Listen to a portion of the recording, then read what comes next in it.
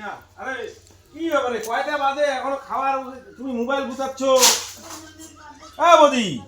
খাবার দাও কয়টা বাজে 11টা বাজতে চলে এখন ভাত 11টার সাথে 7 নাই তো আমার তো জামাই দিবে আসে এই যে মাংস কাঁচাই পড়ে আছে এটা দুপুরে খাবো ওই যে লোকে মাংসের জন্য ওইটা তো দুপুরে খাবো সকালে লোকে তো আসে সকালে একটু সিদ্ধ ডাল আর আলু সিদ্ধ হ্যাঁ দাও সকালে তো সিদ্ধ ভাতই ভালো গ্যাসে ডাল সিদ্ধ গ্যাসে এখনো দেখ ওই যে গ্যাসে হচ্ছে ডাল হচ্ছে উনানে ভাত ফুটতেছে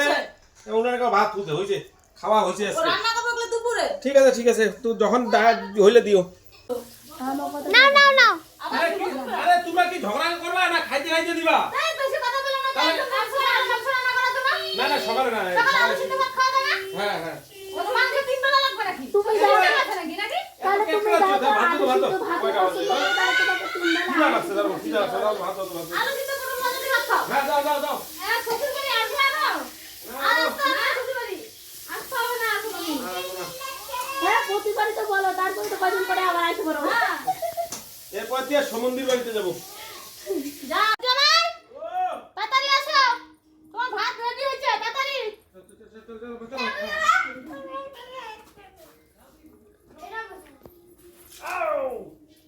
এত সময় লাগে আসতে আরে দেখো না পুস্কিটা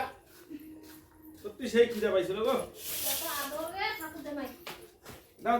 চলো ভাত খাই এই যে ভাত খাবো আমরা এখন না তাড়াতাড়ি বসো দেখো অনেক আইটেম আছে